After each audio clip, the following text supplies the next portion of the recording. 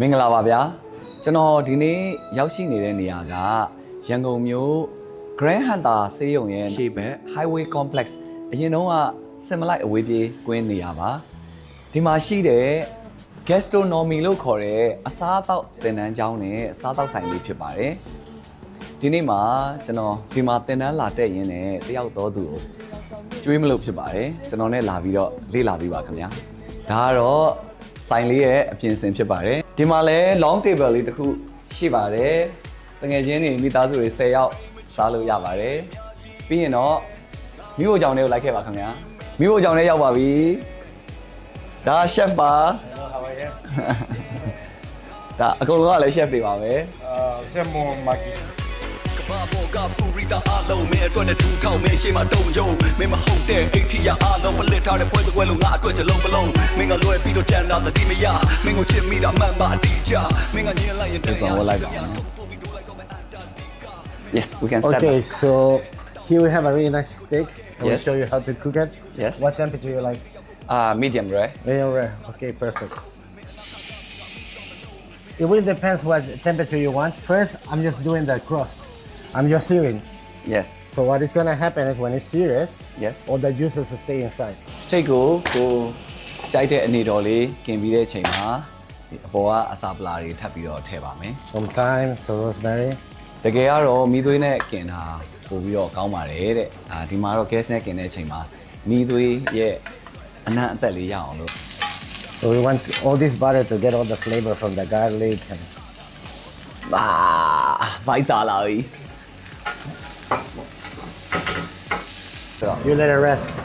yes keeping the temperature. steak ကိုกินပြီးတဲ့အချိန်မှာဒီမှာ9မိနစ်လောက်သူ့ကို rest လုပ်ထားဖို့လိုပါတယ်တဲ့မဟုတ်ရင်အထဲမှာ juice တွေကလှိလိုက်တာနဲ့အပြင်ထွက်သွားမှာဆိုလို့ပါတယ်အခုကဒါ plating ဘိုင်းဖြစ်သွားပါပြီ We're gonna toast them a little bit. It's nice and medium. yes So nice and medium pink. I do asparagus. We just wrap it with a nori leaf, yes caramelized onion. yes okay ရပါပြီ thank you I hope you enjoy it. okay steak ကတော့ ready ဖြစ်သွားပါပြီသူ့အတွက်ကတော့ pasta ပါ carbonara ကို bacon နဲ့လုပ်ထားတာပါဒီမှာရှိတဲ့ pasta က homemade ပါဒီမှာပဲလုပ်ထားတာဖြစ်ပါတယ် okay ကျွန်တော်တို့စားကြပါမယ်ခင်ဗျာ လောက်ကြကြတဲ့လို့ပူလောင်တဲ့ပြိုအိုမဒန်ဒီလို့ပြုံးကအကျွင်းမဲ့ပပဝဒီလို့မီးမထုံးမဲ့လင်းကဲကဝေပြိုတွေလို့လူရောက်ဖန်ဆင်းနေမင်းအလားဝဲတဲ့ဖူကိုပဲသူတွေညင်းမလဲ okay dessert time ဒါလေးက chocolate crumble နဲ့ cheese mousse cake ပါတည့်ရပြီးအရသာအထက်မှာ oreo တွေပါတယ်လည်းပါတယ်ဘယ်လိုပြောရမလဲ very good ပေါ့နောက်ထပ်တခြား dessert တွေလည်းဒီမှာအများကြီးရှိပါတယ်ဒါက gastronomy ရဲ့ menu ပါဒါ menu အသက်ပါစားစရာတွေအများကြီးရမယ် sushi နဲ့ sashimi ရှိပါမယ် main dish မှာ pork rib fried rice လိုမျိုးထမင်းကြော်မျိုးလည်းရှိသလိုကြက်သားဝက်သားအမဲသား wagyu steak တွေပါရပါမယ် homemade pasta တွေရပါမယ် salad တွေရှိပါမယ်